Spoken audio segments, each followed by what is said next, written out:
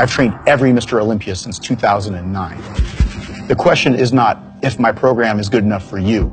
The question is, are you good enough for my program? Do you have what it takes to be big and ripped? Oh, keep going. Oh. That's it. You got it. You're in the zone. That's it. Oh. Let's go. Take that anger out in the weights. That's what it takes to win.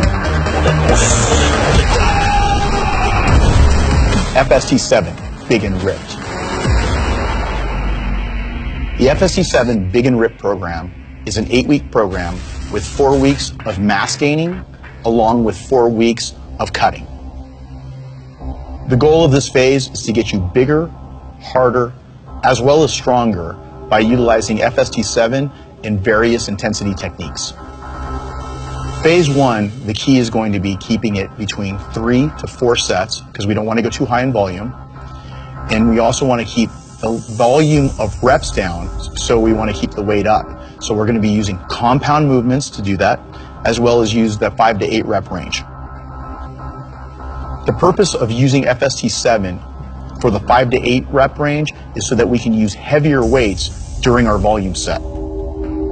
Some of the intensity techniques that we're going to be using in this first phase are negatives, peak pause contraction, forced reps, as well as partials. These intensity techniques are going to help you get past the point of failure. This is going to help you get past the point where you'd normally just give up. The cardio requirements for this phase are going to be 3 to 4 days a week at 20 to 25 minutes at about a 65% cardio max. The reason why we're incorporating cardio during the bulking phase is so that we can keep a clean bulk, which means that we're trying to increase your metabolism, increase your appetite, and also keep your heart healthy. The ab requirements for phase 1 is a minimum of twice per week. The reason we want to train abs twice per week is to help strengthen our core. We're going to need the core nice and strong so that we can end up doing those compound movements with no problems. The training split for phase 1 is as follows. Day 1, quads, hamstrings, and calves. Day 2, chest and triceps. Day 3, rest. Day 4, back and biceps. Day 5, shoulders, rear delts, and traps. Day 6, biceps and triceps. Day 7, rest. Slight pause. There you go. Up. Slow. One more. Up. Hold it. Slow. That's it.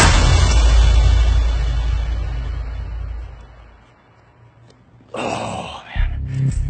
A major part of the success of this program revolves around nutrition. The goal of the first phase of this program are to be able to ingest nutrient-rich macros, which are going to include red meat, dense carbohydrates, as well as good fats. Phase 1's macronutrient breakdown is as follows. Protein, 1.5 to 2 grams per pound of body weight. Carbohydrates, 2.5 to 3 grams per pound of body weight on training days, 2 to 2.5 grams on rest days. Fats, 25 to 35% of total calories. This is a clean bulk that's going to include pasta, rice, steak, chicken, whole eggs, as well as salmon. Squeeze, hold it. Frontmost musculus. Grasp, squeeze, that's it. Squeeze your arm. Squeeze. Relax. Good job. The supplement stack that I'm about to recommend revolves all around blood flow. The reason that blood flow is so important to this program is not only for recovery, but to enhance the roundness and fullness of muscle bellies. The blood flow is going to dictate how much growth we're actually going to get. The products were developed to go along with this training system, to maximize blood flow, so therefore we can get maximum results out of the training system. The supplements that I recommend for this phase are a multivitamin, a pre-workout, an intra-workout, an isolate, a carbohydrate, as well as a greens product. We're going to be taking the multivitamin twice a day with meal 1 and post-workout. The reason why the multivitamin is going to be so important is we want to be able to use vitamins and minerals to be able to replace anything that you're taking out during these hard, intense workouts. The reason we're taking a pre-workout is not only to create more energy for us, but we're also trying to increase blood flow. EVP Extreme has not only nitrosogene, but it also has leucine to help with that anabolic spike that you're going to need for these intense workouts. Intra is super important, so we're adding in CellChem. CellChem uses not only 411 fermented branched chain amino acids, but it also includes glutamine as well as nitric oxide precursors to help sustain the pump.